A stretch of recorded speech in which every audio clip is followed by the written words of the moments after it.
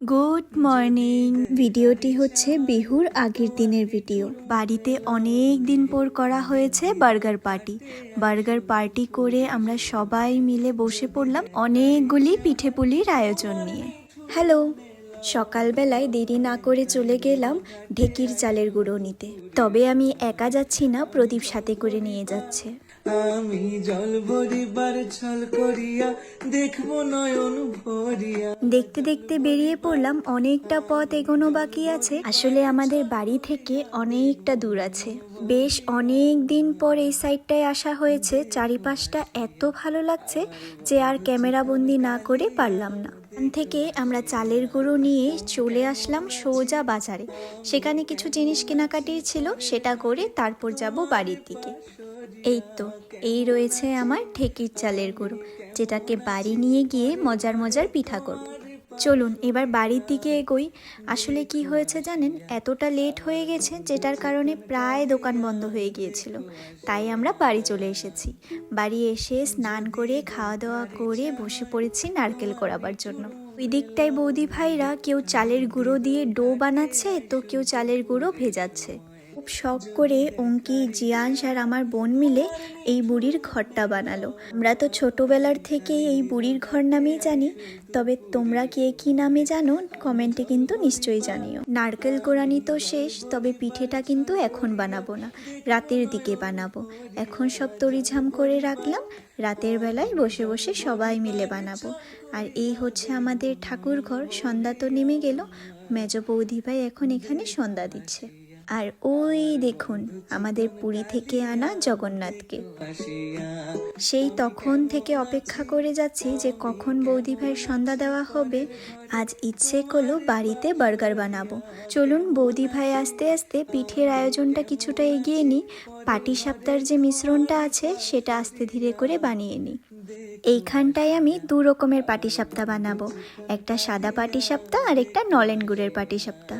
আর এই তো বসে পড়েছি বার্গার নিয়ে। বড় ছোট সবাই তো বার্গারটা অনেক ভালোবাসে, তাই ভেবেছিলাম একটু অন্যরকমভাবে বানাবো। তবে হাতে এখন খুব কম সময় আছে, এই ঝটপটভাবে যত তাড়াতাড়ি পারি সেইভাবেই করার চেষ্টা করব। এখন এক এক করে বার্গারগুলোকে মাঝখান থেকে কেটে একটু ছেঁকে নেব। আমি জল ভরিবার এই তো এখানে আমি 4টে ডিম নিয়েছি, যেটাকে এখন অমলেট বানিয়ে নেব। এইটাতে শুধু কিছু গুঁড়ো মশলাই অ্যাড করেছি। ও আচ্ছা, ওই দিকটায় চুলায় আবার বৌদি ভাই এখানে নারকেলটার পুর বানাচ্ছিল। ডিমটাকে অমলেট করার পর মাঝখান থেকে কেটে টুকরো টুকরো করে বার্গারের সাইজ হিসাবে করে নেব। তার একই প্যানে এক এক করে সব বার্গারগুলোকে ছেঁকে নিব। আমি কেমন আছি পরের। এইখানে প্রতিটা বার্গারে আমি কিছু আলুকে সেদ্ধ করে পেঁয়াজ আর কাঁচা লঙ্কা দিয়ে তেলে ফ্রাই করে প্রত্যেকটা বার্গারের গায়ে মাখিয়ে নিয়েছি। তারপর উপর থেকে ডিম অমলেটটা দিয়ে দিলাম আর একটা টমেটো। ব্যাস, তারপর উপরের যে পার্টটা রয়েছে সেটাকে দিয়ে দেব। শর্টকাটে যেভাবে বানিয়েছি খেতে কিন্তু মন্দ হয়নি, খেয়েও দেখেছিলাম ভীষণ ভালো হয়েছিল খেতে। যদি বাড়িতে সস অ্যাভেলেবেল না থাকে তোমরা এইভাবে বানিয়েও খেতে পারো।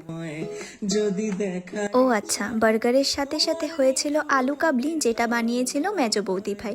চায়ের সাথে বার্গার আলু কাবলি বেশ জমেছিল আজকের সন্ধ্যাটা। আমি জল ভরিবার। তো সব তড়িঝাম নিয়ে বসে পড়লাম এবার পিঠে বানাবার জন্য।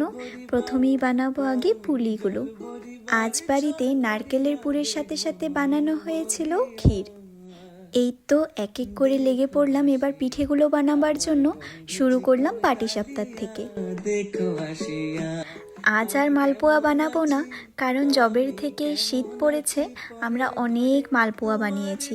তার জায়গায় আজ বানাচ্ছি এই সুজির পিঠেটা, যেটা আমার মেজ বৌদি ভাই বানাচ্ছিল। বলেছিলাম না যে পাটিসাপটা দু রকমের রেখেছি, এই হচ্ছে আরেক রকম, যেটা হচ্ছে নলেন গুড়ের পাটিসাপটা। পুলিগুলো সিদ্ধ করা হয়ে গেছে, এবার এক এক করে প্রতিটা পুলি জাল দেওয়া দুধের মধ্যে ছেড়ে দেব। রাত হচ্ছে প্রায় 11টা। এই হচ্ছে আমার সবার শেষ পাটিসাপটা। ভিডিওটা বোধহয় আর কন্টিনিউ করতে পারবো না, কারণ সারাদিনের এতটা পরিশ্রমে অনেকটা টায়ার্ড হয়ে গেছি। আজকের জন্য এতটুকখানি। তাহলে আজ আসি, চলো টাটা। আমি জল ভরিবার ছল করি।